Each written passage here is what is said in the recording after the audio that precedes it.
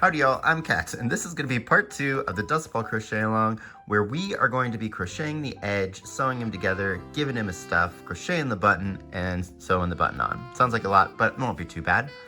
Just real quick off the top, if this is your second or third time here, just give me a like. I think you like it here. And as always, there's going to be timestamps down below, so you can jump to any part of the video that you need to. Also, if you'd like to support me monetarily, the written version of this pattern is going to be available on my Etsy, and it's on sale until April 5th for 25% off, so making it like $1.50. But with that out of the way, let's go ahead and go over materials. So we're going to need everything that we talked about in part 1. We're going to be using all 3 colors of our yarn, so that's black, grass green, and amber. A quick note about the yarn too, because we are going to be doing some sewing, if you're using wool yarn, wool has a tendency to pull apart when you sew. So either be extra careful or use a matching yarn color in a different fiber. We're going to be sewing down here, and the sewing thread that you're using isn't really going to be that visible, but up here it will be. So just keep that in mind. Then we're going to need all of our notions. So hook-wise, I'm using my trusty 3mm. You use 2mm smaller than what it says for your yarn.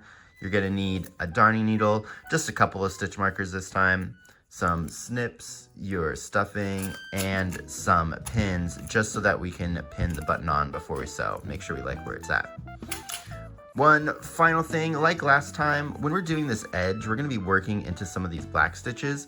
But instead of doing the whole thing like we did last time, I'm just gonna do a little piece of it using this light colored. And those are labeled below in those sections as light, meaning this color palette, and dark, meaning this color palette. But without further ado, let's get into the pattern. Okay, so it's time for us to do the edges. And the edge is gonna be fairly simple. We're just gonna do some single crochets around here, putting one in the backs of each of the starting chains, one in each row of the side pieces, and one in that middle join that we did to join the side pieces. Now we are going to be working into the black here, but I think we're going to do most of it, pretty much the whole thing, just on here, and then I'll bring in our little MVP guy when we do our first black one, just to kind of show you, right? Cool. So let's get going. We're going to start with the standing single crochet, so let's just go ahead and get a slip knot on our hook. Whoop, there we go. And that was all on camera. And our first stitch is going to go in the middle of one of our starting chains. So just pick whichever one of these little half circles you want to go with. And then if we kind of pull this up here, we can see we got our 1, 2, and 3 guy, which is looking a little kind of sad over there, but that's okay. We want to go in that middle one right there. So my first stitch is in the middle of that starting chain, and then we know that we're going to be in the middle of our hemisphere as well, or semicircle, I suppose. So let's go ahead and do that standing single crochet. And then I'm also going to put a stitch marker into here, just because there's a lot of kind of moving parts. This is also going to be kind of the messy part where we're going to cover it up with the button in the next step, or in the next couple of steps. So if there's one of these sides that looks really ugly to you, go ahead and start there, because it's just going to get covered up. Cool. little pro tip there. So for our first little leg of this, we are going to do 4 single crochets and then switch to our black. So our next one's going to go into the next chain. So just right into there. So there's number 1. And now we're going to start working into those rows. And it can be kind of tricky to see these, but we can use kind of that same method where we look for those big bumps, and we do it in between there. So here's our first big bump. So I'm going to go right into that space. So in between the bumps right here, there's going to be number 2. Now if I pull it up here, we got a bump here and a bump here. That's going to be number 3. And I'm going to lock in our black yarn here too, just to make it a little bit easier to work with in the future. So just grab your yarn, throw it over your hook with a little bit of a tail, and we're just going to crochet around it. It's kind of hard to get everything situated back there with all those tails, but we will persevere. Okay, so there's 3 done. And then this 4th one's a lot easier to see. It's going to be just like this last little bar before we get to the black. And then we want to do a color change. So I'm gonna go in there, start my single crochet, so you can see where we're going. And then pull it up, and I'm gonna finish it off with that black yarn. Cool. And now we're gonna start working into the black section. So let me go ahead and just switch over to our other guy so I can show you what's going on there. So we're gonna be following the same rules where we want to be working into the row. We also want to work into the join, and then we want to work into the next row over. So let me point this out to you real quick. The next, if we look between this bump and this bump, this is where we just worked.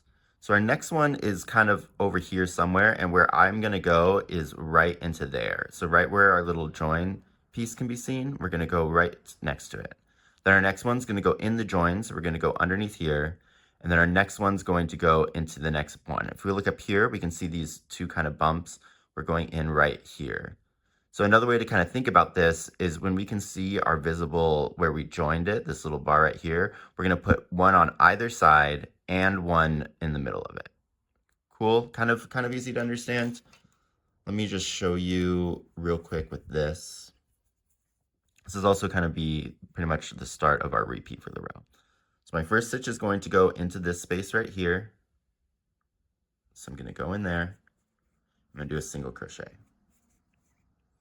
Now we want to make sure that we're carrying our yarns with us because we're gonna need to go back to that orange. So let's go ahead and find where our join is, which is that little horizontal bar. I'm gonna go in there. And this one can be a little tricky to get into, but I'm just kind of pushing it through right there. And then I'm gonna carry my other yarn. I like to switch off like every other stitch with this one. So I'm gonna throw my yarn right there. And then I'm gonna finish my single crochet. And now our next stitch is gonna be a color change. And it's kind of harder to see it now, but we wanna go, here's the bar we just worked around. We wanna go right into here. You see that bar there? So I'm just gonna go right into there. And I'm gonna start my single, and then I'm gonna finish it in another color.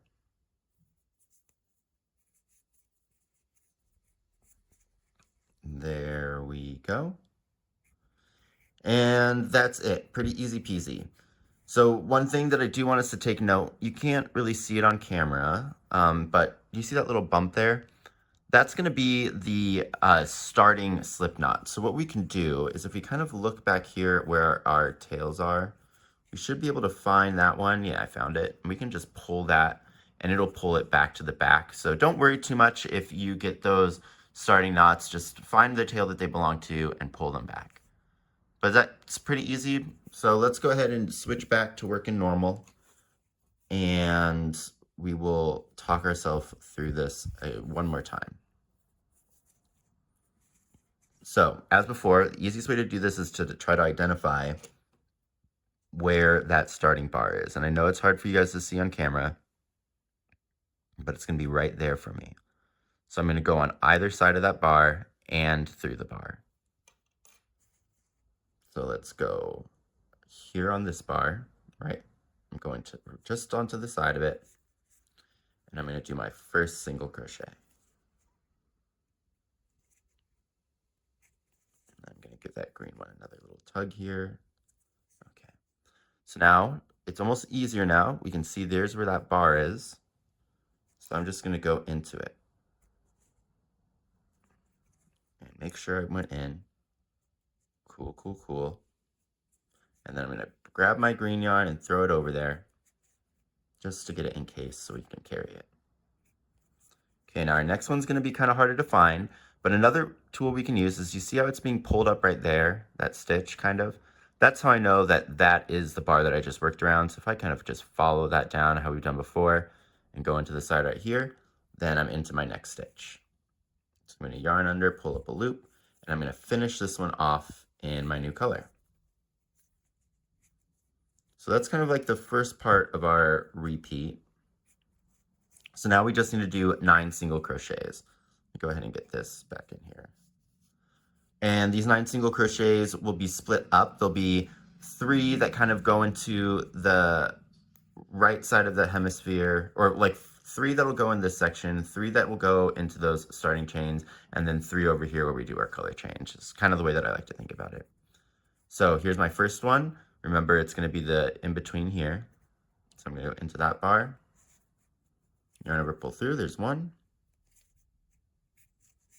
Then our next one, if we kind of look over here, we can see our bumps. So I want to go into this one right here, just that next bump over. I feel like that was kind of hard for you guys to see. Let me back out. So if I pull these tails up, it kind of makes it easier where we can see in between those bumps that I'm talking about. So this next stitch needs to go in between these 2 bumps. So I'm going to go in there, and I'm going to grab my black and just throw it on top so I can carry it along. It also helps kind of keep the tension when you do it that way. But there's stitch number 2. Now number 3, pull up those tails so you can really see it again. It's in between those 2 bumps. So I want to go like here.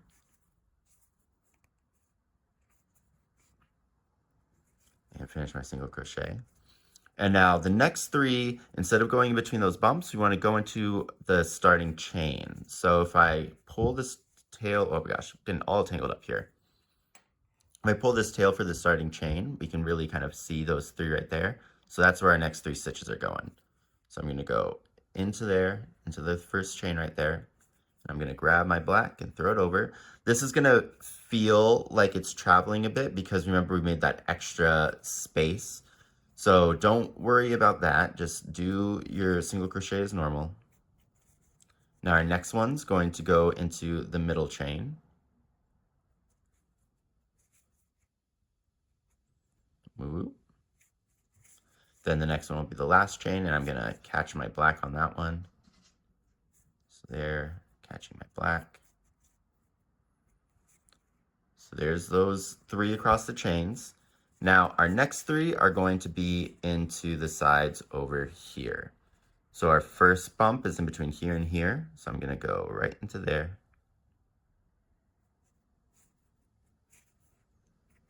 Then our next one, there's our 2 bumps. So I'm going to go into here, catch my black. And then the final set of this 3 is this one that's kind of spanning the green and the black. So I'm just going to go underneath that one. And I'm going to finish off this stitch in the black to do my color change. And that is pretty much the repeat that we're just going to continue doing. So let's kind of take a little look at this so we can see what's going on here. So we got our 3 blacks, then we did our 3 over here, our 3 in the starting chain, and then our 3 over there. That's kind of what I meant by like, it's kind of easy to break it up in 3s and think about it like that. But we're looking good. So let's just continue on here. Here's our next black section. This one is a little trickier to see. I think I just did something funny with my tails probably when I was sewing it. But if I pull it, it kind of readjusts. So if we look, that little thing right there is going to be the joining stitch.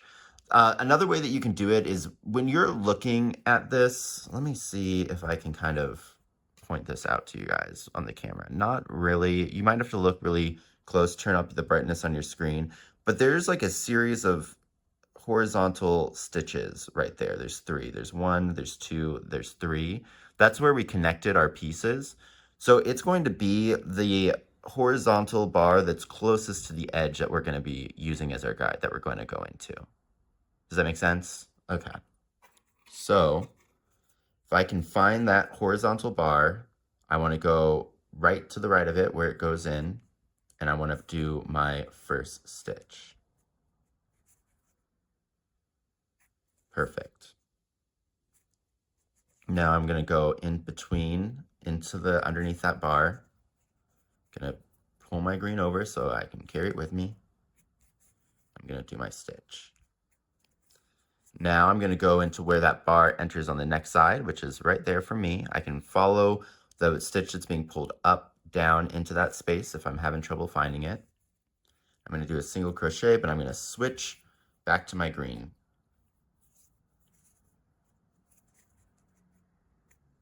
Cool. So not as difficult as we think it's going to be. You guys got this. So now we do our 9 single crochets. I'm going to start by going into that space that's in between both of these. And your tails in the back might get in the way. You're just going to have to kind of work around them and move them. So there's one. Now I see these 2 bumps. That's where I know to put my next one in between them. So there is 2. I'm carrying my black with me.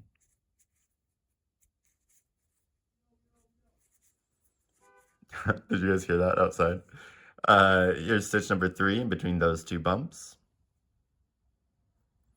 This is kind of why I said it's good to have those nice little delineations when we carry some of the yarn in the back when we're making the sides, and then other ones we kind of let them hang, just so that we can really make sure that we can see those bumps when we're doing this part. So here's our first 3. So our next 3 are going to go into that starting chain. I can see my standing single, so I'm just going to put that to the side, and I'm going to go into that first stitch. And I'm going to carry the black with me. Where is it? There it is. I'm putting it over those other tails that are back there. It's not 100% important where they go, but you just want to try to make it as flush, the yarn that you're carrying, as flush to the back of this as possible. It's just going to help with tension control again. So 2 is the next one in our chain. 3 is the next one in the starting chain. I'm going to carry the black over with me. Now 4, this is one where you might get tripped up, but it's going to be in between here and here. You can follow this almost down like a straight line to where you need to put the next stitch.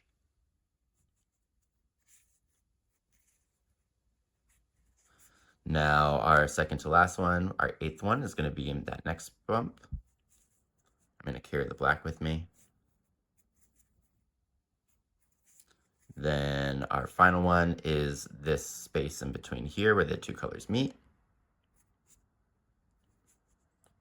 And I'm going to do a crochet, but I'm going to finish it in the black colored yarn. Dropping the green, bringing the black up and around it. See how it's situated. And I'm going to pull that through. Now I'm going to first start by identifying where that last bar is, which is right here. It's pretty close to the surface. And I'm going to follow that over, and I'm going to go right into that stitch there, right where that stitch kind of enters. And I'm going to make a stitch. Now I'm going to find that bar again, and I'm going to go underneath it. Oh, or stab myself. You can also see here that we're kind of following that same rule, right? Where there's 2 bumps here. It just so happens, though, that there isn't technically a row there. It's just our kind of starting or our joining single crochet. But going under there and carrying my green with me.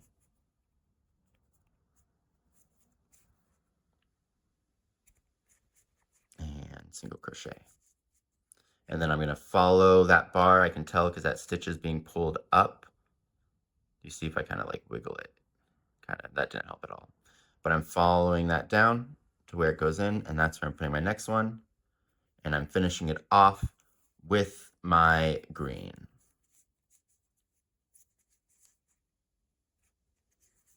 Alrighty. So next, we're going to work where our green and our black meet for 1. Then we're going in between those first 2 bumps for 2. Oh, but I want to carry my black.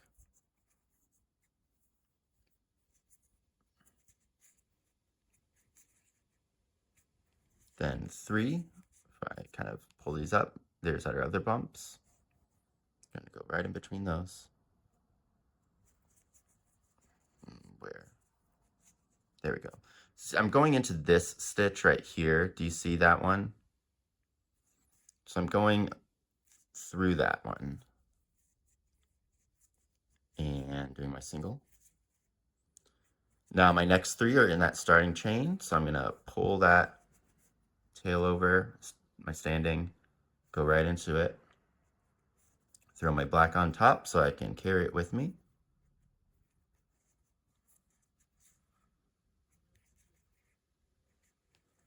we go. So there's one. Now I'm going to go into the next stitch. Here, kind of looks confusing. That's the slip knot that's going into there. Remember, we're just going to look to make sure that we're doing it all correctly, but we're going into the correct stitch. So the next stitch I want is this one. And you can see that slip knot kind of just disappeared. So don't worry. And again, if need be, just take that thing and pull it towards the back. So last one of working in the chains. Throw this black one over. Now we're going to work into here. I can follow this straight down. There's my next spot.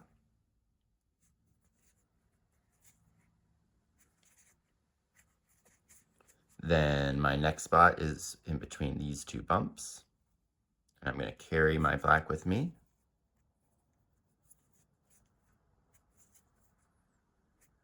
And then my next one is where the two colors meet. And then we're in the home stretch. So let's switch this over to our black colored yarn.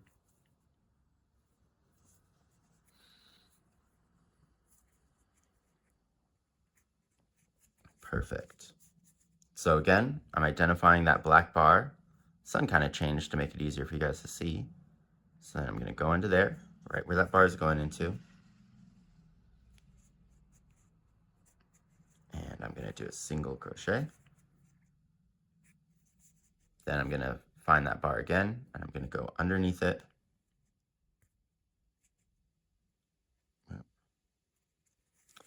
So that time I kind of went underneath it, kind of like straight up, as if I was only going through like one piece of the stitch. You can do that, but it's going to make it a lot more stable if you go in and push through into the back, because there's like two little stitches there that you kind of want to pick up. Oh, and then we got to throw our green. Whoop.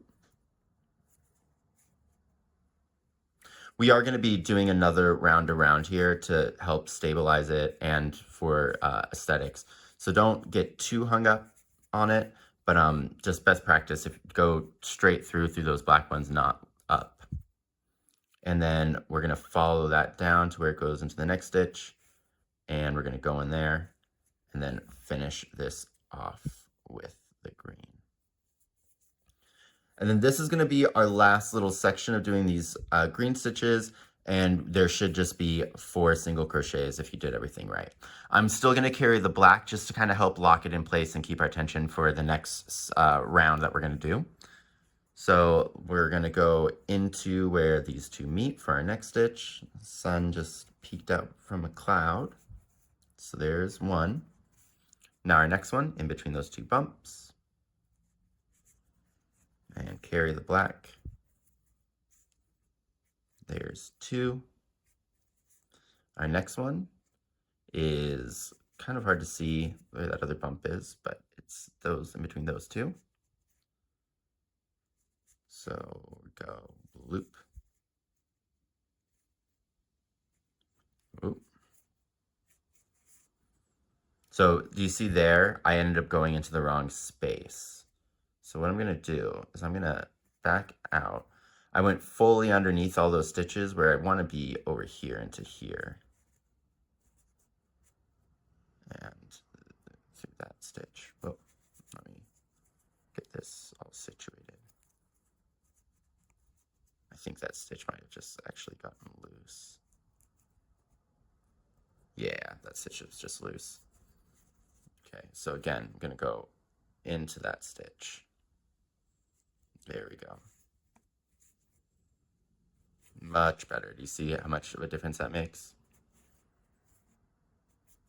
All right, so there's our third one. So our fourth one is going to be into our first chain. So I'm just going to go in there. And remember, I am going to still carry my black in this just to make sure that we really have it locked in place and to help us keep our tension. And there we go. So we got our final single crochet in there. We're going to cut this, leaving about like a, I don't know, I would say like a 4-inch tail. What is that? Maybe I have to, it's more than 5 centimeters, 10 centimeters, I think, about. Cool. And then we can cut the black one, just leaving our standard 2-inch, 5-centimeter tail. And I'm just going to pull this through. And we're going to join the round using a, what is it called? An invisible join stitch. So go ahead and grab your darning needle and get this puppy on there. All right, get everything out of the way. So we have our first stitch marked here. What I'm going to do is I'm going to go into that stitch with my darning needle from the back to the front. It's going to be a little awkward because it's a standing single, but don't worry about that. And then I'm going to go into the stitch that I just did, my last one, just straight into the middle of it. And then we're going to pull this until it makes a stitch that's just about the same size. I'm going to pull that starting tail from the standing one to the back behind that stitch. Make it a little bit bigger for now. Get that sucker. Pull it back there. Again, remember this is going to be covered, so you don't need to worry too much about it. Yeah, just pop right back out. But you should have something that looks like that. So we have our first single crochet, and then this stitch that is like mimicking another stitch. We are going to be working into that stitch, so you want it to be kind of as visible as possible. Let's see if I can get this out of the way now that we've kind of in place. Oh, it really doesn't want to do that, does it? No. Okay, well, if it wants to live like that, it can live like that. So we got our fake stitch and our first single crochet. I'm going to put that stitch marker back in the first one just for now so we don't lose it. And there we go. So that's going to be round one. And as you can see, we've already kind of really tidied up that edge. It looks nice. So for round two, we're going to have to kick this bad boy out real quick. Let me just give this a snip.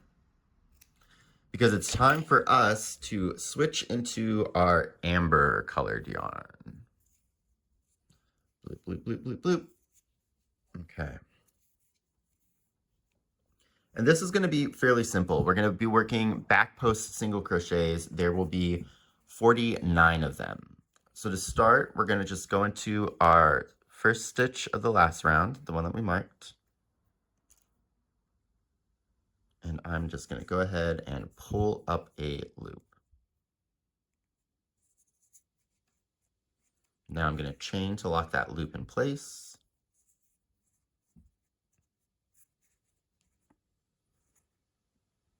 And we're going to do our back posts. We're going to start in this same stitch. So I'm just going to go into the back of the stitch and go around, yarn under, pull through. This first one's always a little tricky, and then pull through. There we go. So there's our first one done. Now that we're got our yarn kind of situated in the back, it's going to be a lot easier to do these. So again, I like the way that I like to kind of think about doing back posts is we go into the stitch that we just worked from the back and then scoop around the post over into the next one. You see that? And then we pull through and single crochet. Show you that a little bit slower again. So I'm going, if I look at the back, I'm going into the back where that's coming out of. Then I'm going around the stitch, around the post, which looks like I'm going to the next one over. So you should have something that looks like that. And then I'm going to yarn over and pull up a loop. So the reason that we do this kind of stitch for around the edge, after we get a couple more in here, I'll kind of show you what's going on. But it pushes the tops of the stitches outwards. So I'm doing the same thing here. I'm just crossing over that post. Once you get through this black part, I'll show you. So again, just following into the back of that stitch, going over, and to the back, and around. You're always going into the back from the stitch that you just kind of came out of.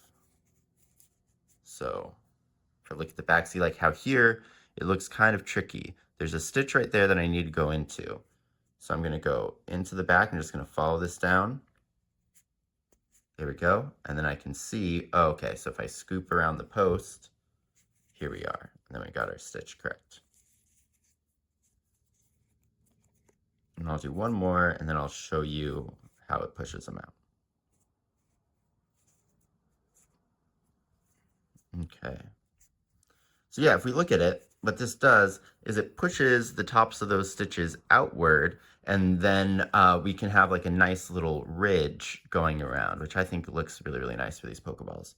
But I'm gonna just keep on working these back post single crochets around. We're just doing one in each stitch, and then I'll meet you on the other side when we're about to finish.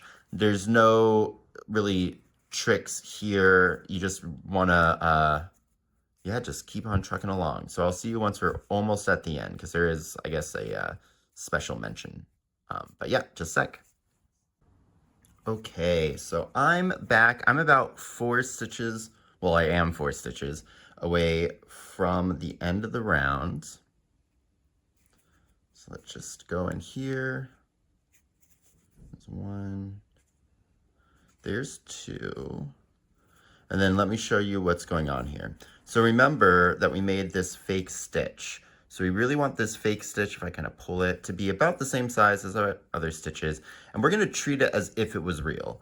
So I'm going to go into my next stitch, and I'm going to go around its post and into where that fake stitch is for my third one. And then my last stitch of the round is going to go around from the back of that fake invisible stitch we did, and then through the post of basically the first stitch of the round. There we go. Awesome. And you can tighten it still in the back if need be, but you should be sitting pretty at this point. And remember, again, we're going to be covering up where this join is. To finish the round though, we are going to do an invisible slip stitch join. So let me get that stitch marker out. I'm going to enter from the back of the first stitch of the round, and then grab the loop and pull it through. And I'm going to pull that really tight, and then pull this, and we're just going to do a chain to lock it in place. And there we go. So that is the edge all done. You might need to go back again and pop out the corners, and we're going to do some shaping as well. Ooh, get that little flake off there.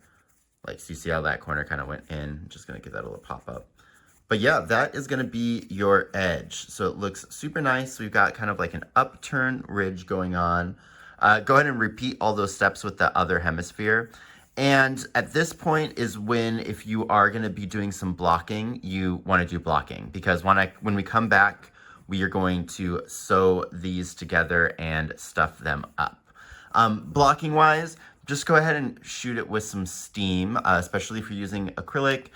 If you're using cotton, I do like to do steam. Another method that you can do though is by soaking the cotton until it gets wet and then pulling it and molding it into place, almost kind of like sculpting with paper mache, and then letting it dry. It'll get like hard and rigid. It does lose some of its fluffiness if you do it that way.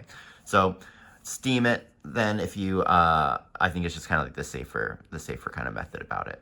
But yeah, so go ahead, get your block in if you want to do it. If not, I will see you in the next step, and we will combine our 2 little spheres together, and we'll finally have a ball at the very least. All right, see you there. All right, so time to do the edge and sew this bad boy together. So you should have 2 of your hemispheres, and we're going to be using the ladder stitch here. A longer tutorial on how to do it will be up there, but I'm going to walk you through the steps, so no worries. First off, let's grab that amber colored yarn, and we're going to need a piece that's about like 3 times the diameter of our hemisphere. So let's just measure that out. There's 1. Whee. There's 2. And there's 3. Now, realistically, you could probably get away with just 2.5 of the diameter for the length of this yarn, but I like to go a little bit further. It just is a little contingency plan, if you will. So let's get this on our darning needle, And then let's start going. Okay, so grab one of your hemispheres, and if we look at where we joined the last round of our edge, we're gonna want to go into the last stitch, which is gonna be this bad boy right here. Don't get fooled by the join. If you need be, you can pull on the join and you kind of can see it get smaller. So then you know where your last stitch is. So I'm gonna go into my last stitch, and then I'm gonna come up from the back through that first stitch of the round. And then I'm just gonna pull my yarn through, leaving about a, like, what is that, a 2-inch, 5-centimeter tail, as pretty much always. Now let's grab our other one and look at it like the way we were when we were crocheting it. So let's find our stitches again. Here's our first stitch, here's our last stitch. Now for this one, which is gonna go on top, we're actually gonna wanna go into this last stitch first. So just keep an eye on there, and then I'm just gonna rotate it, keep an eye there, and I'm gonna go into that last stitch.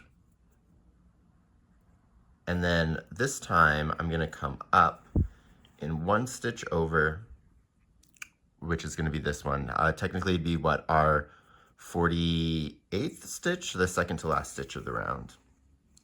Cool, and now we are all connected and we're ready to start going. So I'm just gonna get that a little bit tighter. And now for the ladder stitch, what we're gonna do is we're going to work into the stitch we previously did and then go over one and come up and then continue doing the same thing. So let me show you. So if I look here, my yarn is coming out of this stitch, so I wanna go back into there, and then I wanna come up through the next stitch over. Just like that. Super easy peasy. Now we'll go to the top. I'm gonna go in where that last stitch was, and then I'm gonna come out in this other stitch. Now I'm doing these in like kind of like a sweeping motion, but you can do these stitches in two parts. Let me show you. So again, we wanna go we wanna go into the stitch that we just went into. We don't wanna pick up any of those tails from our side pieces. And then I would just come out, or my next one would be in the stitch next to it, but I'd come in from the back. So I'd come in from the back here and like that. So that's how you would do that in two parts. Let me show you that one more time. So I'm gonna go into the stitch that I previously worked, and then I would come out in the next stitch over, coming in from the back. Cool. So once you've worked, like, how many was that? Maybe 5 or 6 stitches, we want to tighten this down. So for this first tighten, kind of what I like to do is I just like pull on these ends, and you'll see it kind of like zips itself together. I don't pull it all the way. Now when we're kind of like here, and it's just like a lot closer, if you notice, this stitch kind of makes like the pattern you do with your shoelaces. So I just like to come in here and just pull each one of these so that we can get this nice and secure and like really close together first before we pull it tight. There we go. So you see how we've gotten that all a lot closer together now. Now I'm gonna take both of these ends and I'm just gonna pull it.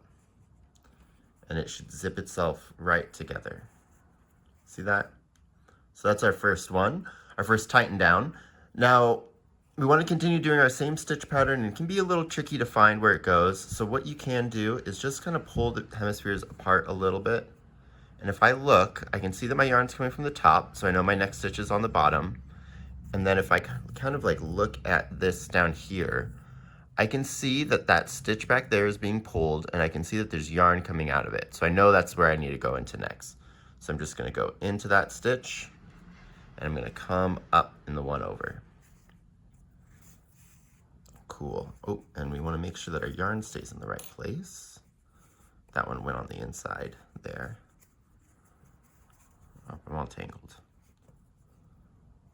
Whoop. Oh no, which side do I pull on? There we go. So let's put that through.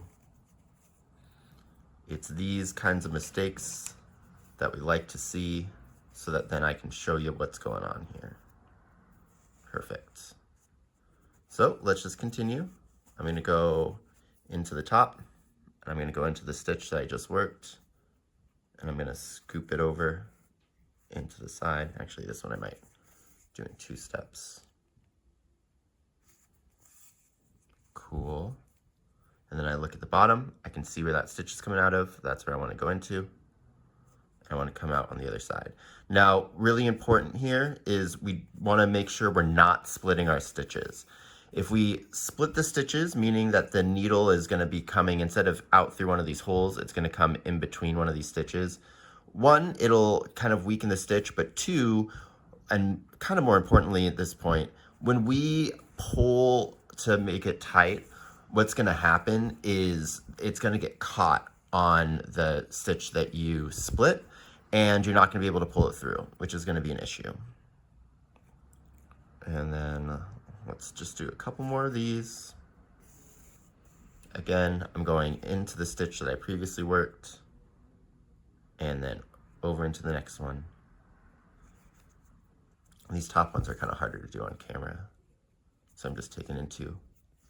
So my next stitch would be this guy right here. See, I went coming out from there, I go into here. Okay, and then let's tighten it again, and I'm going to use kind of like that zipper method of closing it down. So you can see that it's kind of open, so I'm just pulling that tail. Actually, maybe we're not. Maybe for this one, we're just going to pull on this side a little bit. Yeah, okay, so we can zip it down. So notice that when I'm pulling on the yarn, I'm making sure to kind of hold close to where I'm pulling, and then also pulling on the side really close to where it's coming out. This is just going to help us make sure that our yarn doesn't like pull apart, because there's going to be less stress on it. Awesome. So let's do a little bit more of those, and then I can show you that zipper method again on how to close. So when I pull this apart to try to figure out where I need to go next, I can see that this stitch has some of that tail in it. So let's get that out of the way. I can see that this one's coming out of here, so I know I need to go back into there and then up and over. This will get a lot easier once you get into the flow of it. When we're breaking it up like this, it almost kind of makes it a little bit harder, just because we're not in the flow. It's a couple of things that are really important here, is we want to make sure that we're following this stitch pattern exactly, because it's going to make sure that our 2 hemispheres align with each other. Also, be kind of mindful about the tension that you're putting on your yarn here. But what I mean is, more so when we're pulling it tight, we don't want it to scrunch up.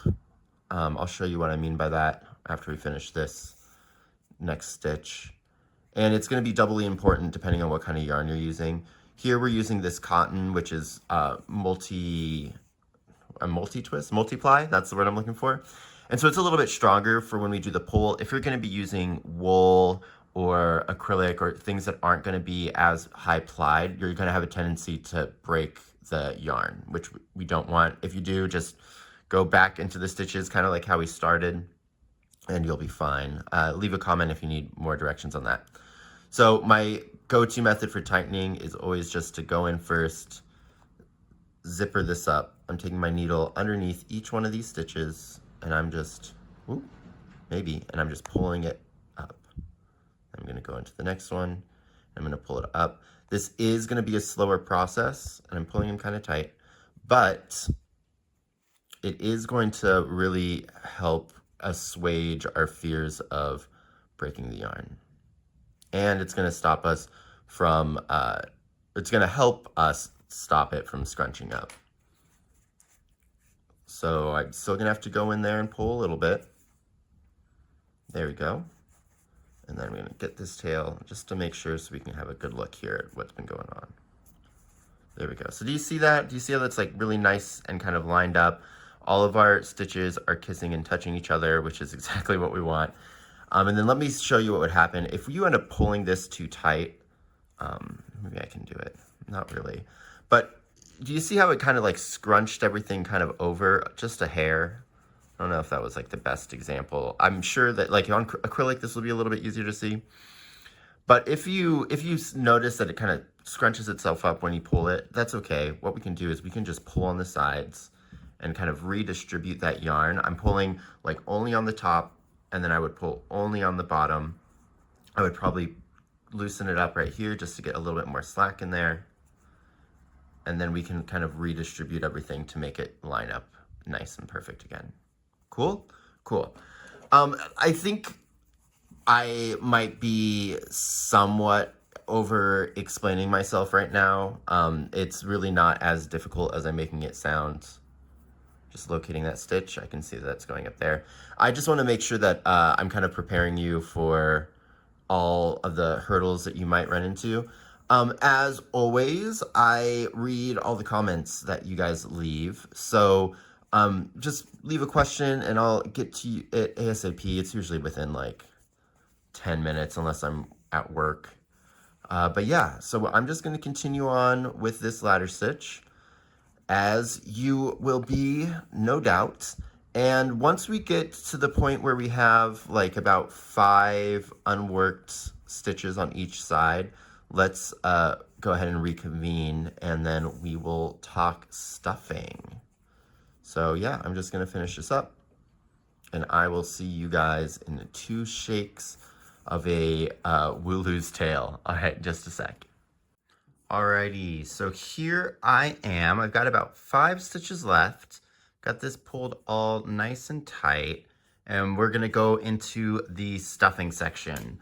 So go ahead and get your stuffing. Now the goal for this is we wanna stuff it pretty firm, but we don't want it to kind of bulge at this seam. This spot right here is gonna be tight and not as stretchy as the rest of the ball, which will be a lot more noticeable if you're doing it if you crocheted this with acrylic or wool.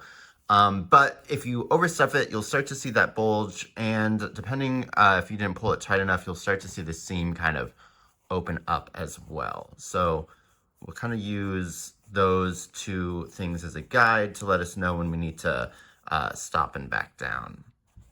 Also, I kind of want to come in here, got a little too zealous, but I'm coming in here and I want to poke out these corners, just because they can sometimes get pushed back in. Like this one's going to be kind of a problem. Do you see how it's indented?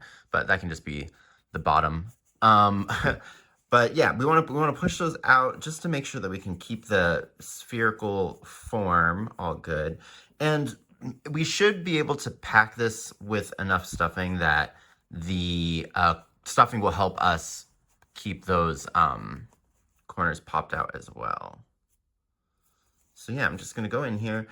This would be a good place to use some of your yarn scraps if you've got any, but I would suggest, this is bothering me. Let me just get this thing off right here. Goodbye. What was I saying? Oh, yarn scraps. Yes. This is a good place to use yarn scraps, but I kind of like to, when I'm using the yarn scraps, especially in this, would be like first put down a layer of the polyfill and then kind of go in with some yarn scraps and then put polyfill around the yarn scraps.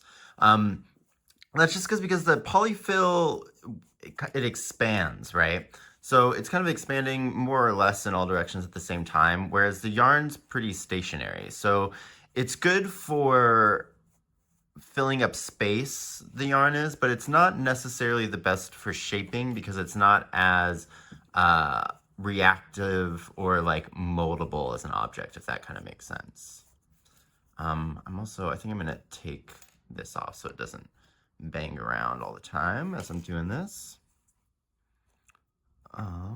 Cool. So yeah, we're in there. We're still pretty squishy, so I'm just gonna grab more. Remember that you want to kind of like pull your stuffing apart.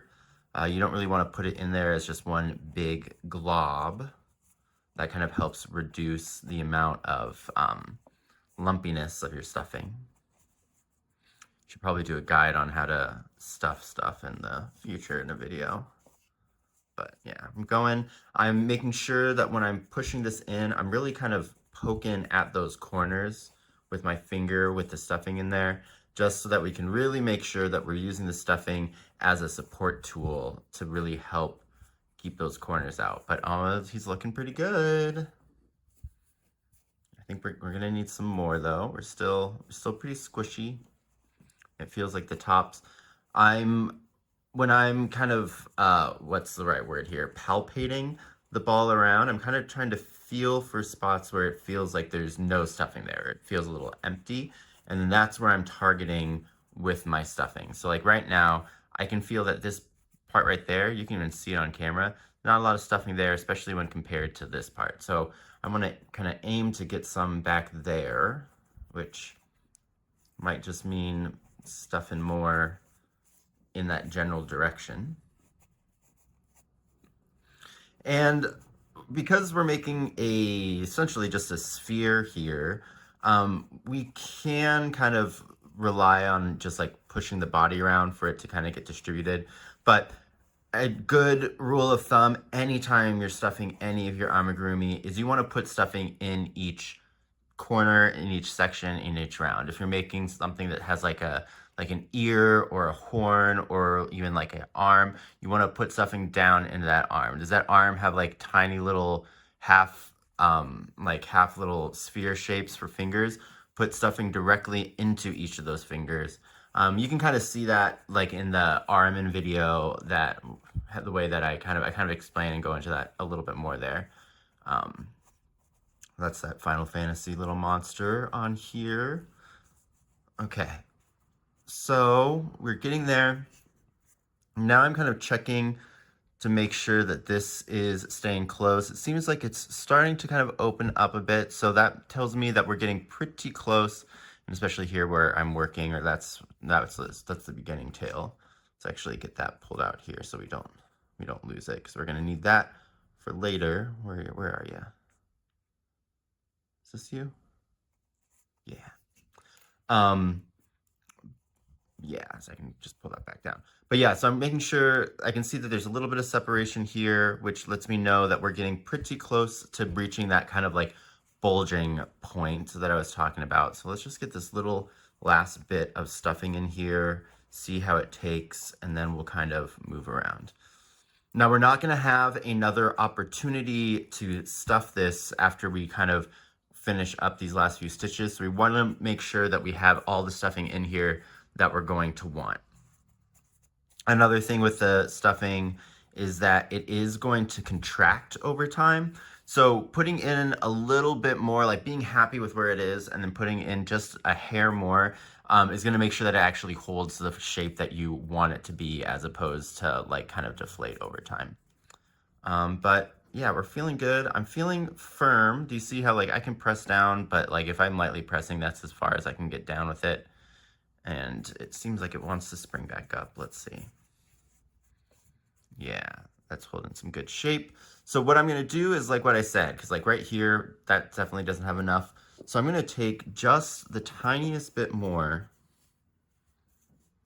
and then fluff that up, and I'm going to throw that in here as like my little insurance stuffing.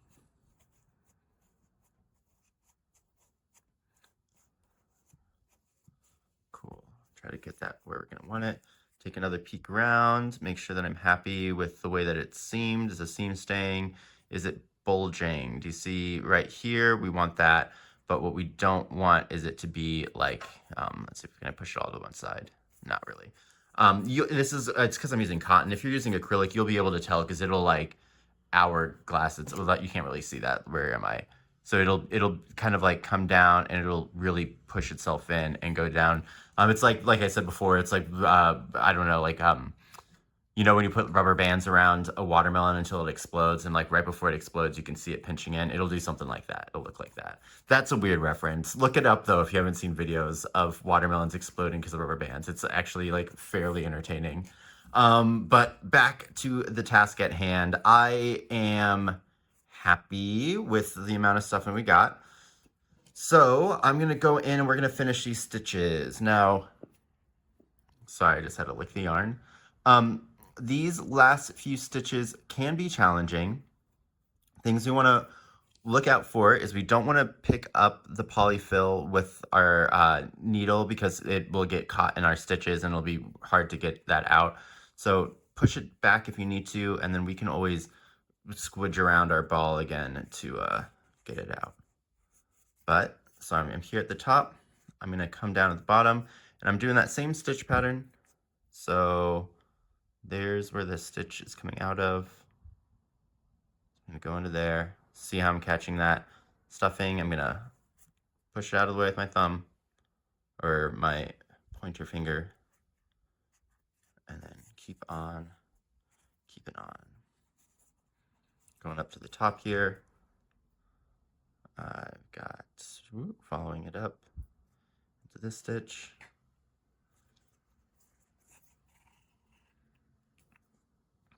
Coming down here. This area too, it's going to be a little bit more difficult now that we have it stuffed to kind of tighten these stitches. So I kind of like to do it a little bit more often than I normally would, just to make sure that we can have some consistency. So I'm gonna get underneath one if I can. Where are we? There we go. Okay, so that one seems like it's down there pretty tight. This one, I'm pulling in the direction, like in the direction of the way that I'm sewing to, just to really help kind of like cement those stitches in the right way. It's not really gonna adjust the way that everything lines up, but I just feel like I get more purchase, and because of the direction that we sew, by pulling in that direction, we're able to get our stitches tighter, as opposed to like if we were pulling against it. Cool. Let's keep going. Now that fiber is really trying to come out, so just be careful. I mean, if we need to go in there and we need to use some like tweezers at some point to get those fibers out, we can do that. It's not the end of the world. We're also coming up on a section that's pretty much going to be covered by the button, which we'll be doing in the next step. So let's see, there we go. Trying to show you on camera, just so you can kind of get a visual peek of where I'm going, what I'm looking for. So now we're really in the home stretch. I'm just kind of using my needle to push and adjust. It's easier for me to see because I can get the angle than me trying to like show this on camera. But if I can kind of floop that up, can you guys see that? Like I can tell that my yarn is coming out of this stitch, right? If I just follow that up, it's coming out of there. So I want to go into here and then out one over. Looks like we have, what is that, like 2 or 3 more stitches up at the top.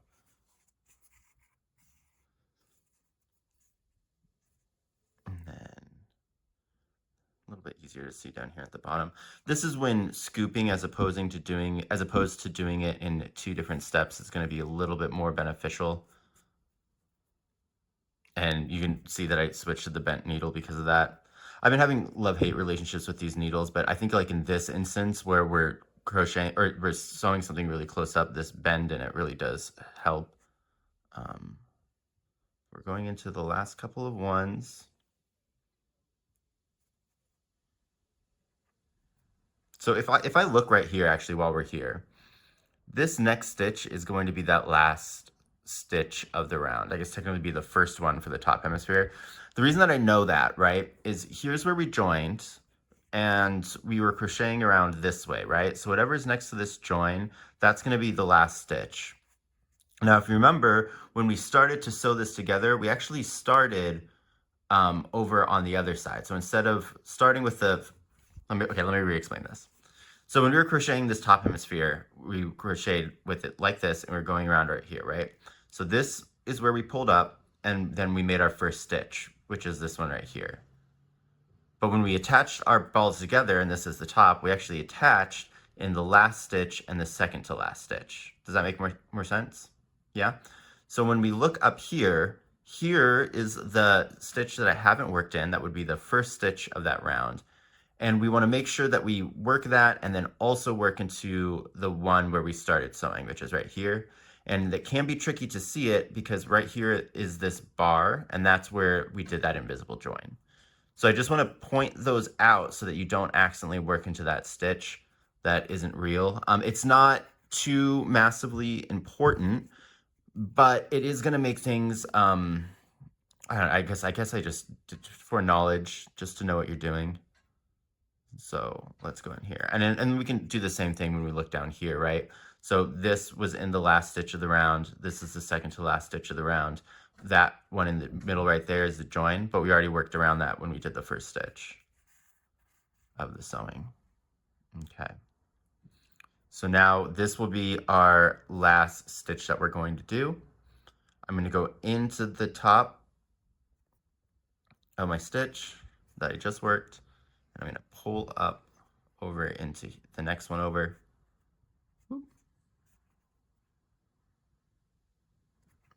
Perfect. And then let's come over here and tighten it. And I'm gonna start as far back as I can. Like, I know that once I tighten this, I'm not gonna really be able to get into there. So maybe we'll start over here in this one. This one feels doable. And I'm gonna pull it in the direction that I'm sewing. It's gonna help make sure that it's tight.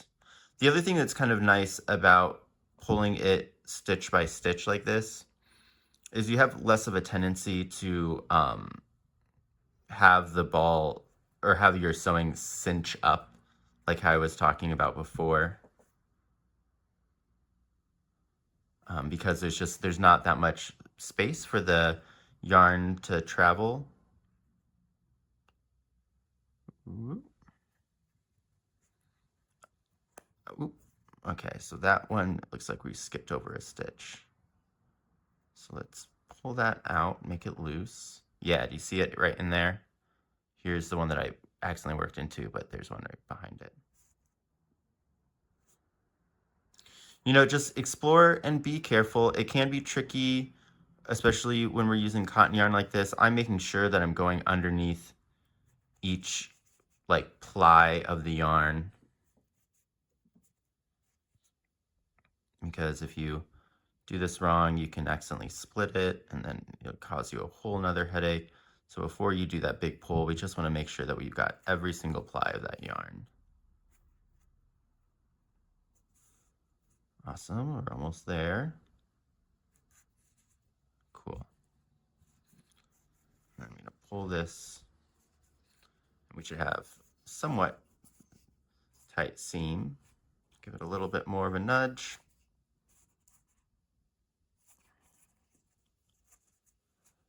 That last little bit is always going to be a little bit trickier. So if you need to undo it and go back, go ahead. But I'm fairly happy with that result. If we squidge it around, see what it actually looks like when we're all done, like that's fine for me. All right, so we did our last stitch up here in the top. If we really want to, you could try to work your crochet hook into there to put in more stuffing, but hopefully you've already stuffed it up as much as need be. Now you could just leave it like this and bury the tails in, but I, just for a little bit of extra insurance, I'm just pulling these a little bit more just to make sure they're tight, is I want to do a square knot, just a really, really loose one, and then I'm going to just put these on the inside. But if you're not purist, as in like you don't like them, then just bury these tails inside. That you should be more than fine. I just like to do this for me because I will be throwing this at people that come into my house for fun and profit or otherwise. But to do a square knot, just in case if you don't know, so I've got the tail that I was sewing with on my right hand and my starting tail on my left hand. So this will be opposite if you're left-handed. I'm going to put my working tail over the starting tail like that. And then I'm going to wrap my working tail around that starting tail, bring it up through the loop and pull it through. Now I'm going to pull this knot down just until it touches the ball. We're not trying to make this really, really tight. We just want it to hold itself. Now to finish off the square knot, I'm going to take my working tail again, which is now on my left-hand side. I'm going to put it over my starting tail like we did before, and then I'm going to bring it through this loop. Perfect. And then I'm going to pull this one tight, well, not tight, but like just until it meets that other one. The good thing about doing a square knot here is it holds its tension. I think it's the tension on it, the force going like these pulling away from each other. It holds onto that really well. So if it tries to like expand or contract, this isn't going to let it expand anymore, which hopefully shouldn't be a problem, but you never know. But go ahead and cut this tail if need be to 2 inches, 5 centimeters for both the starting and the end. Doesn't really matter too much. And now we're gonna just push this inside, just in between that space of like that last stitch. And I'm just using the back of my sewing needle, but you can go ahead and use your crochet hook if that's easier for you. But we're just trying to get it out of the way here. If this is super troublesome for you and you're not being able to kind of get it in the right spot, no worries at all. We are going to be, again, like putting the button on top of this. So you could just always put these tails behind the little button and like kind of like sew the button on top of it. But I just say, like, you know, while we're here, we might as well. It makes less things that we need to worry about and that are going to be in the way when we're sewing the button on. But once we get that bad boy in there, we are good. So I'm excited. We pretty much have a dusk ball now. We just need that little button piece. And then I'm gonna go ahead and clean this up. But yeah, if we just kind of like squish it around our hand just to make it a nice little sphere. This is the part where I kind of like always get distracted and then want to play with it. It's super cool. But anyways, let's go ahead and we're gonna move on to doing the button for this bad boy. So I will see you over there. We are almost done, y'all. All right, let's go. Okay, and we're back. So real quick before we get started, I wanted to say that I went ahead and steam blocked this a little bit just to kind of like straighten up the line here. And all I did is I kind of like just took my iron and just like hit it with steam and then kind of just like pushed it down and held it there for a little bit. And that really, really dramatically helped. So if yours is a little wonky, just go ahead and hit it with like the little steam guy and that should be good. But let's get into making this button. So the button is going to be pretty simple to do. We're just essentially going to be making a circle. There'll be a little bit of quirks in there, but nothing too crazy. So go ahead and grab your amber yarn and we're going to start with a magic ring with 6 single crochets. Loop. Cool, cool, cool. So I'm going to chain 1 and then do 6 into the ring. So there's 1, there's 2, 3, 4, 5, and 6. Let's get some yarn out of here. And we're going to pull it to close it up. I'm not going to go super tight just so that I can make sure I can get in that stitch and then we'll just tighten it up later. So I like to count backwards. 1, 2, 3, 4, 5, 6. There's my top one. So I'm going to go in there and we're just going to join this with a slip stitch. So just going to the top. I'm going to pull this one back to make it tight. And then I'm going to slip stitch into there. Woo! It's tight in there. There we go. There we go. And then this is the point where I'd like to pull the tail for the magic ring and just tighten that up. So I'm going to chain to lock that in place, and we're going to start with just a round of increases. So what is this, round 2? We're going to do increases. I'm going to do invisible. So I want that front loop here. So I'm just going to kind of use my hook to dig into that stitch, making sure not to split it. There we go. And do a single crochet. And then increase is going to go underneath both of those loops and single crochet it. This whole thing is pretty standard at this point. Also, they're putting up scaffolding like across the street from me, so sorry if you can hear it, but like today's the only day I can film. So here we are. You get to experience the wonders of living in a city potentially not too different from your own. All right, so I'm just marking that first stitch because we are professionals and we like to do that just in case. So I'm just going to continue doing increases all the way around. So it'll be 6 increases for a total of, what is that? 6 times 2, 12 stitches.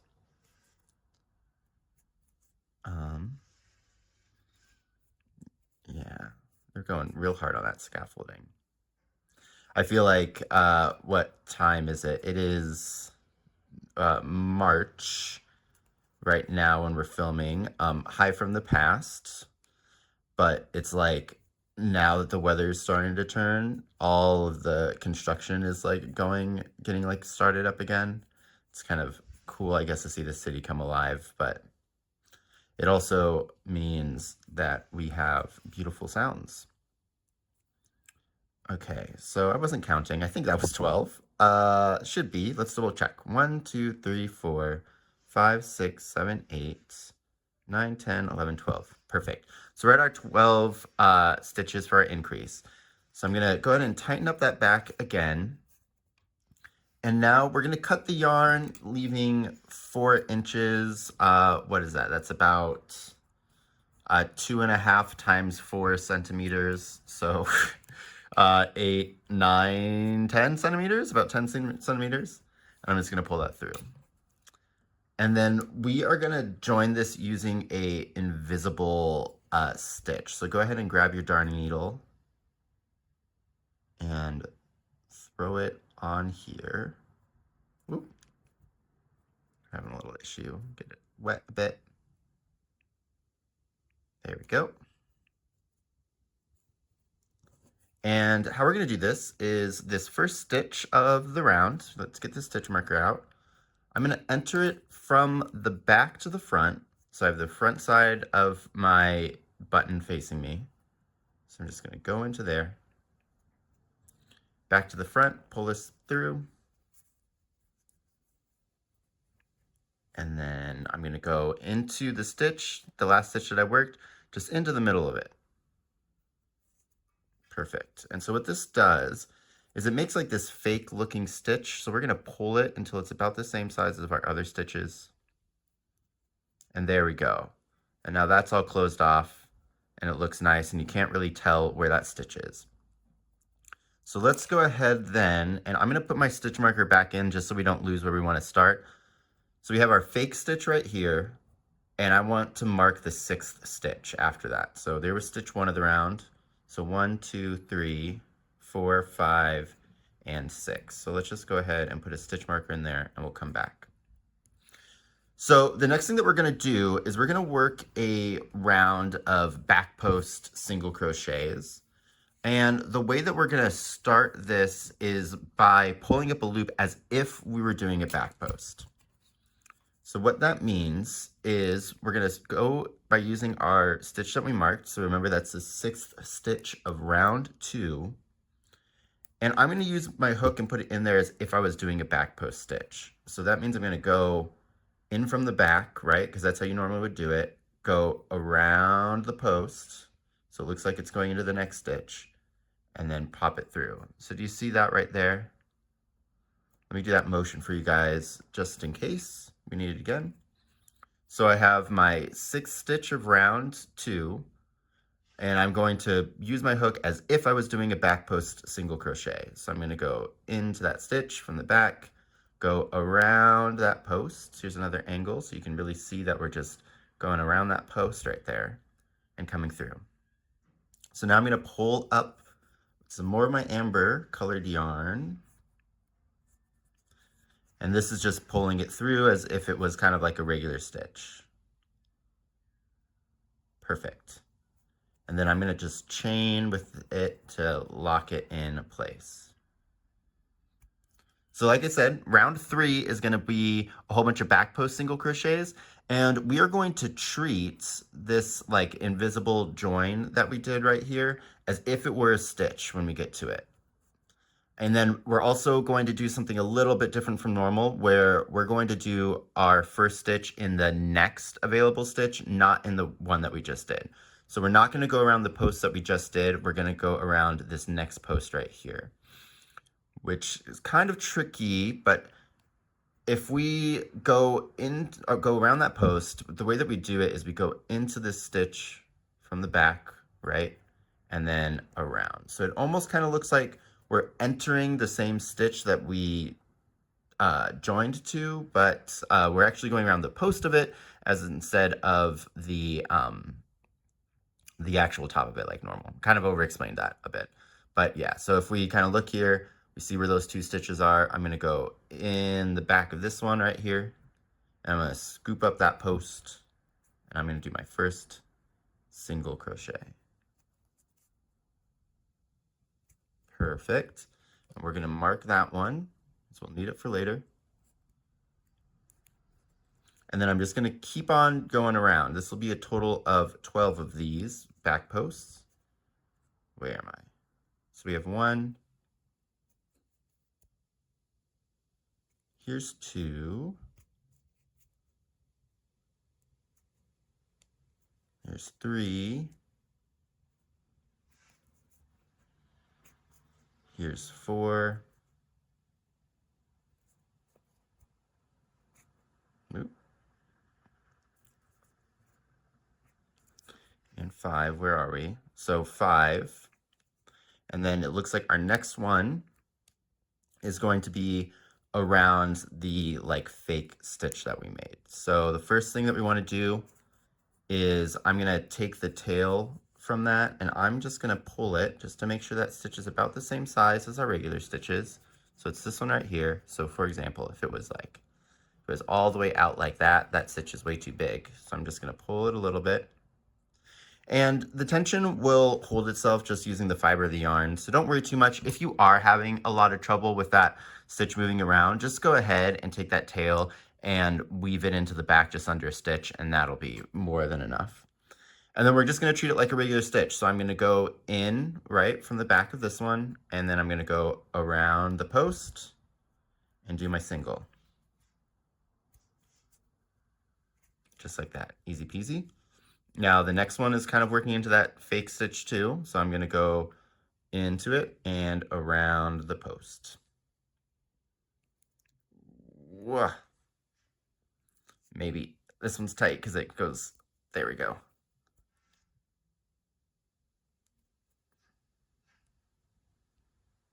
This first stitch is always really hard to work into any round. But here it's really giving me the business. Oops. I hate it when that happens, when you actually do catch the stitch correctly and then like you pull it after struggling for so long. It feels like a slap in the face, you know what I mean?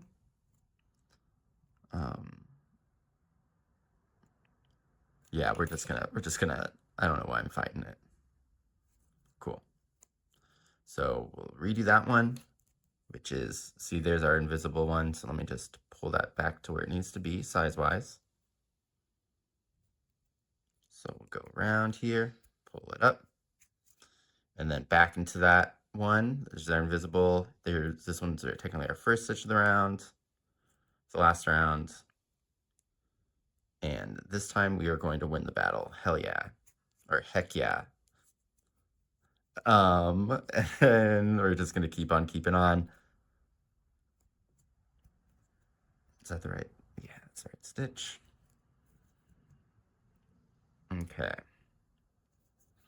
I feel like working these back posts are a little tricky, especially when we're on a circle this small, because everything is still like fairly tight, and we're doing this in cotton with a hook that's 2 sizes small. So that's why I'm kind of struggling. If you were doing this in acrylic, it wouldn't be that bad.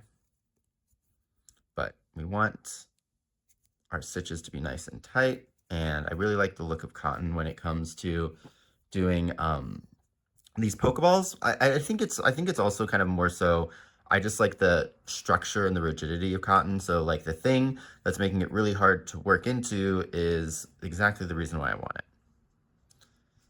But we're coming up on the end here. Now let me count these stitches.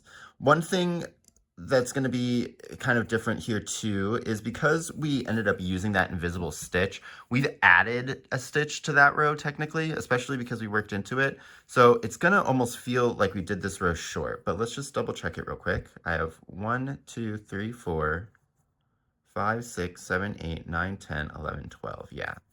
So do you see that gap between those two stitches? That looks pretty far. That right there is just our chain.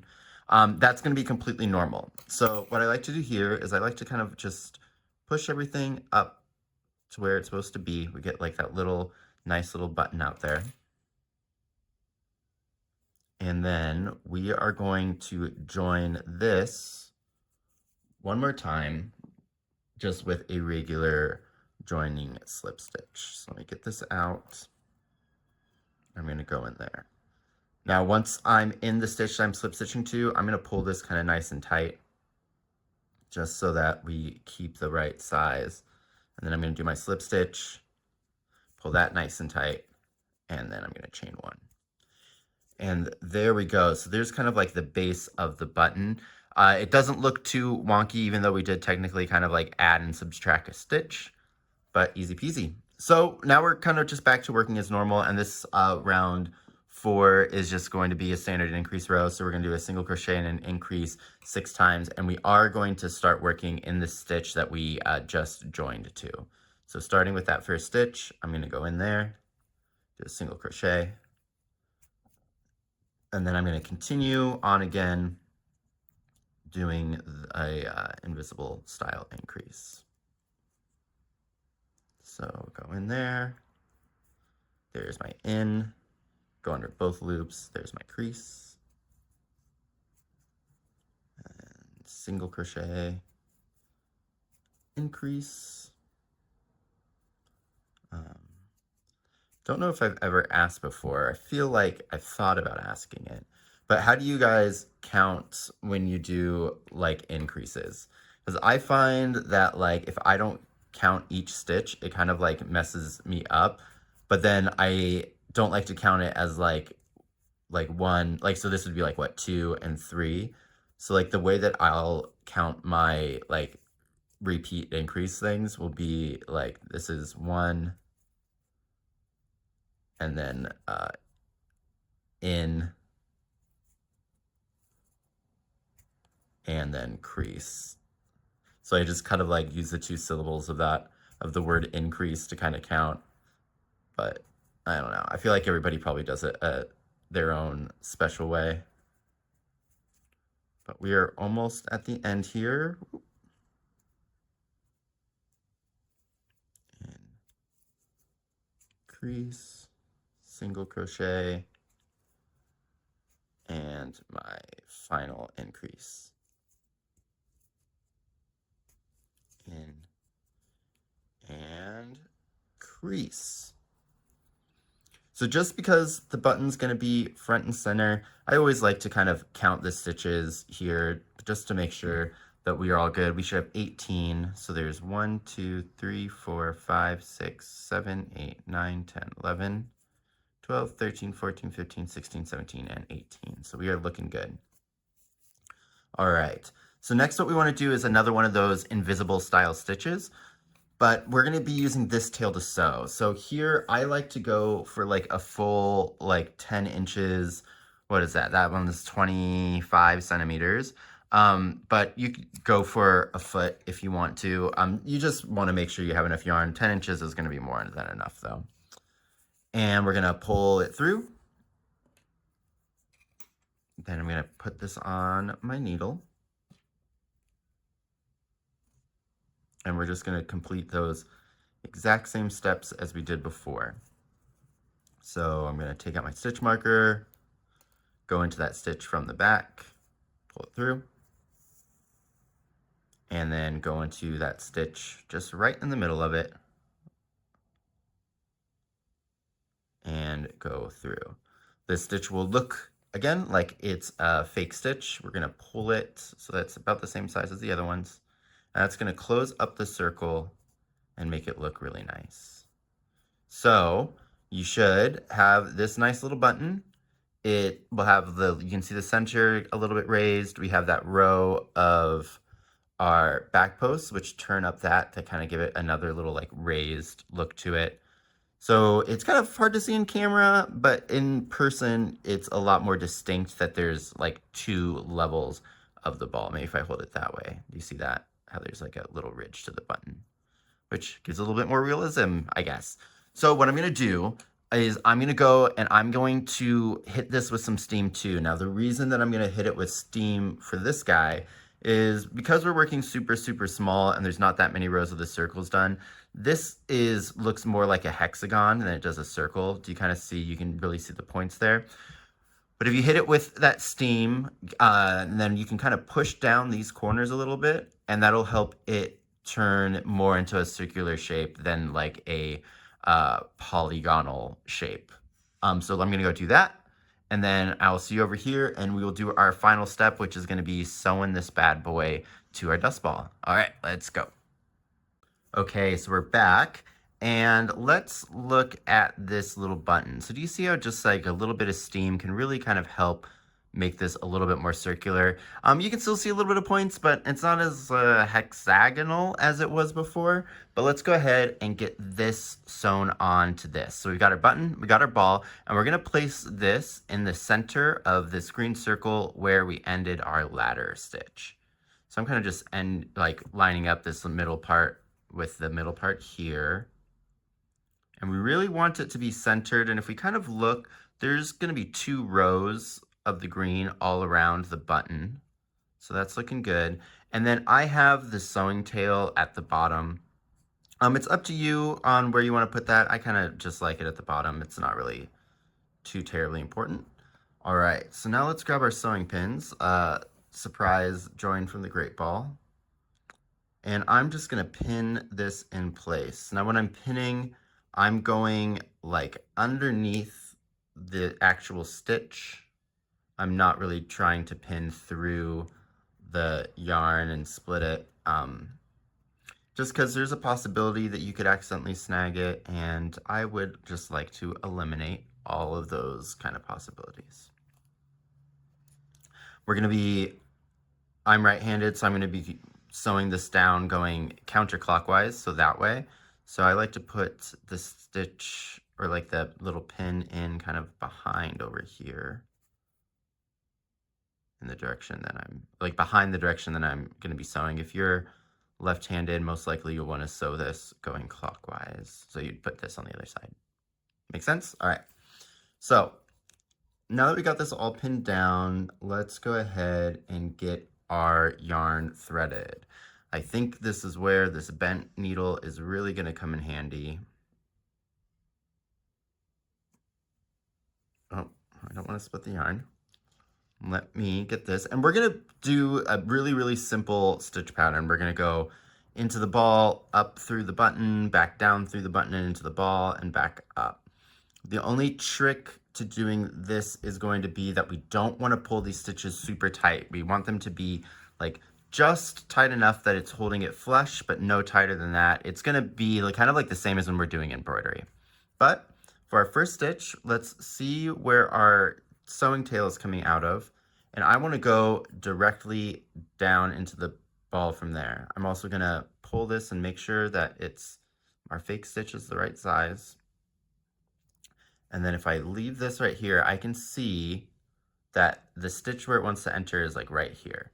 Now I'm going to go a little bit behind it just so that it's not visible. So I'm going to go in right here, and then I'm going to come up just in this next stitch over. Do you see that? Cool. I'm going to do this in 2 steps. So I'm going to pull that through.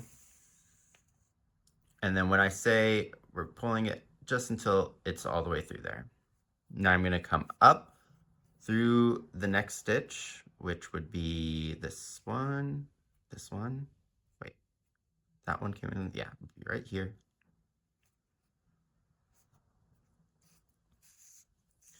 And that is our first stitch done.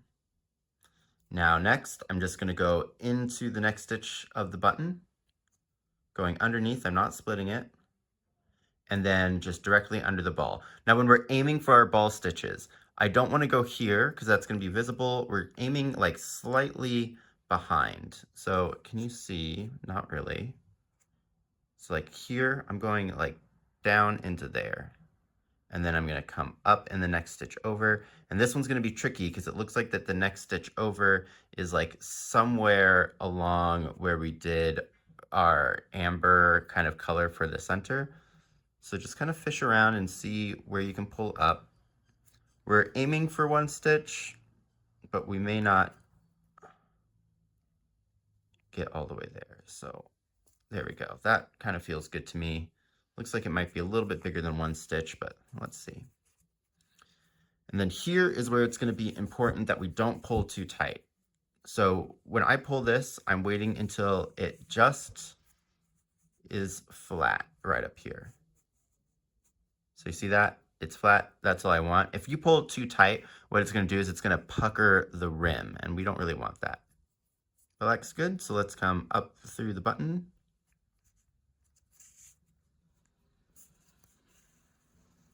Perfect. Now next stitch, gonna get that pin out of the way. I'm gonna go down, and then here, do you see we're kind of like in that little center or diameter or circumference, the equator? There's the word I was looking for. So I'm gonna just go into it and just work across those two stitches. Remember those front loops of that line are kind of available, really easy to get into. So let's just go underneath those two. And then again, I'm not going to pull this tight. I'm going to pull it just until it's flat. So just like that. And then come up into the next stitch. And so like here, where the yarn's coming up from is like next to this stitch. So this is the one that I'm going to go into. If when you're sewing around, again, we're aiming to go only one stitch over at a time, but if you accidentally go 2 stitches over the time, and that's going to be the easiest way for you to get that stitch in there, just do that. The alignment is done. I mean, it's going to be on there pretty tight, so you don't really need to worry too much. But I'm going to go in, and I'm going directly straight down, so like into here, and then I'm going to come up 1 stitch over into there. Looks like I didn't get that much of the yarn in there, so I'm going to just go back in and scoop up a little bit more. Also here, when we're working into the body, it's going to be a lot easier if you're working into the actual spaces of the stitches and not trying to like split the stitch. But like with kind of the rest of this kind of sewing process here, if you do split the stitch, it's not going to be that bad because 1, it's going to be hidden, and 2, we'd rather have the button on there than not. So I'm going to go into my next stitch, go straight down, and just try to scoop up 1 stitch over.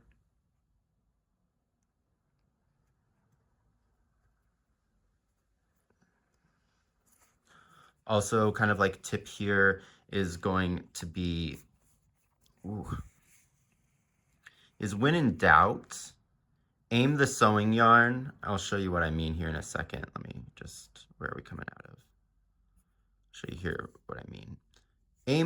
When in doubt, aim the yarn so that it's kind of like beneath where the button is. So what I mean by that is when I'm going in to do this stitch, I would think that it should probably go right into here, right? But what I actually want to do is I want to aim kind of like further back underneath the ball or underneath the button. So like instead of going in here, which you can also see that my needle is at an angle when I do that, I'm going to go into here.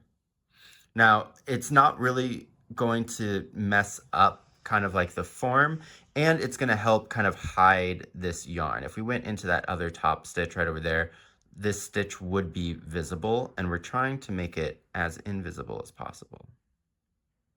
Trying to scoop up and find a place for my needle to exit. Not really underneath anything. There we go. A lot of this is kind of just playing around and kind of fishing for a spot of least resistance. And again, pulling it till it's just tight enough. Do you see how we're getting like a nice kind of flatness? There's no like waviness or buckling to the button. That's what we're kind of looking for. So then I'm going to come up through this stitch.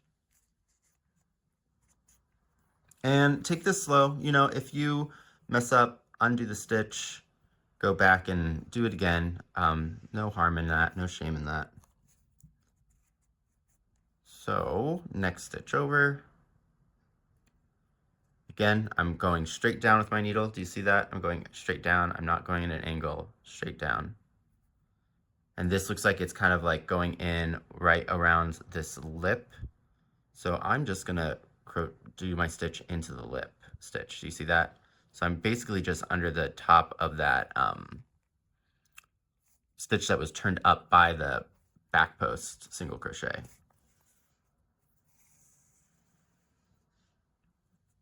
It's kind of hard when you talk about sewing your amigurumi pieces together because there's some rules, but it is kind of like a kind of feel around situation.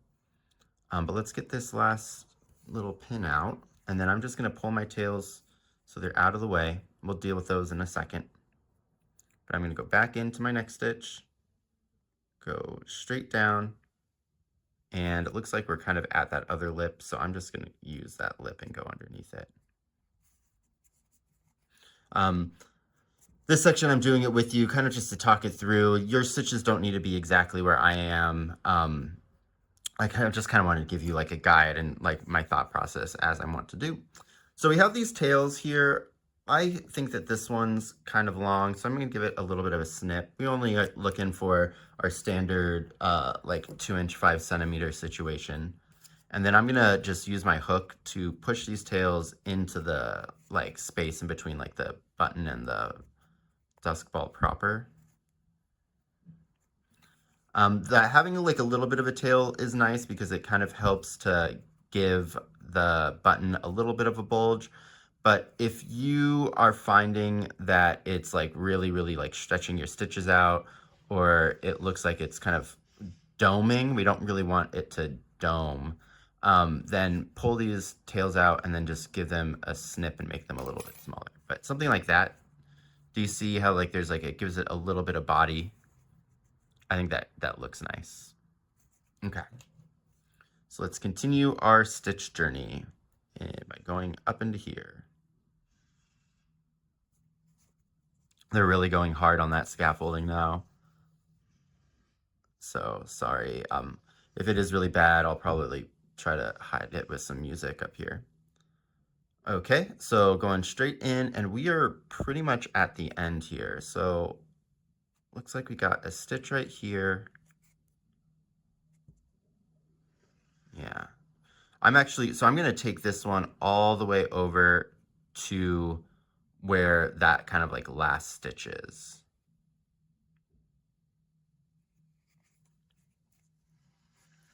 Do a little change. Cool. So that feels good. Now we're at the beginning. I'm going to take a peek and see if I like the way that this is sitting, which I think I do. Does it look centered? Yeah. So let's go ahead and end this bad boy. So what I'm going to do is I'm going to go, instead of going up through our stitch like we normally would, I'm going to go ahead and do like a back stitch situation. So I'm going to take this yarn and I'm going to go into the stitch that it last came out of. So do you see like right here is where we last entered the body of the ball?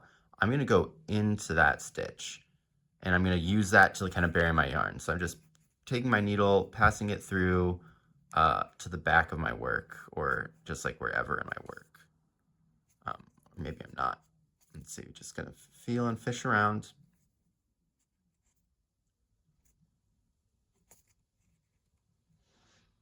Oop. So that split the yarn. Oh, that'll be fine actually. So I'm just gonna grab that, I'm gonna pull it through. And we want to do, now this is just so busy today, huh? So I'm gonna pull this through, and I'm gonna follow the same thing. I don't want to pull it super tight, just kind of want it in the back. And then I'm gonna mold this around and really kind of make sure that it's sitting nice. Don't want to have it too crazy, and I think that looks good. So I'm gonna give this a little bit of a tug and give it a snip. And then I'm gonna push that tail back in. We're all buried in there. Use the back of my needle. Whoop. There we go. And whammo bambo. There we go. We got our button on, and we have ourselves a nice little dusk ball. So I'm gonna go and get this guy a little bit cleaned up, and then we'll do our kind of post crochet project chat like we always do. But congratulations, you did it. So see you in a minute. Whee! Pew, pew, pew, pew, pew. Okie dokie, and we're back. So all that I did was give it a little bit of a vacuum to get all, like, you know, the little floops off. But yeah, we're gonna have a little post discussion. If you're not interested in that, here are my socials. Please, if you make this, take a picture, tag me in it. I'd love to see your guys' work. Also, quick reminder that if you want to support me monetarily, the written version of this pattern is going to be available on my Etsy for like 25% off. What's that, like $1.50 until the 5th of April. But yeah, if you don't mind hitting that like and subscribe and turning on the bell on your guys' way out the door. But for everybody else, let's have like a little post pattern discussion. So yeah, I love this pattern. I think it's really cool and interesting, some of the techniques we used.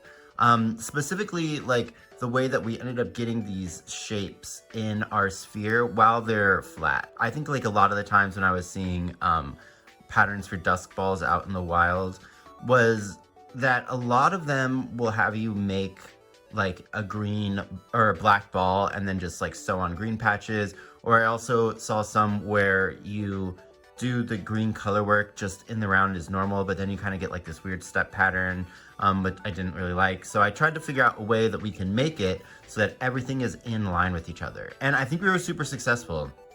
I'd really like to experiment with this technique and see just how far we can push it in the future. And I think that this little Pokeball series is gonna be a really great way to do that, because there's a lot of really interesting design quirks that are in a lot of these balls that I think are gonna give us the opportunity to try to experiment with this more. But yeah, thank you guys all for coming. Like I said to those dweebs at the beginning of this section, the pattern's on sale right now until April 5th for 25% off, so that's $1.50. And yeah, please comment, like, and subscribe. Really do actually like take photos and post them, and then tag me in them so I can see your guys' work. It always brings me joy to see that other people are like learning and using and creating, and I don't know, just being like artsy there in their lives, and I get to be a little small minute part of that. But yeah, happy Pokemon hunting. Make sure that if you go at night to check your surroundings and bring a good guard Growlithe. But until next time, see you later. Bye. Take 5. Okie dokie. Whoop. Ah. All right, take 6.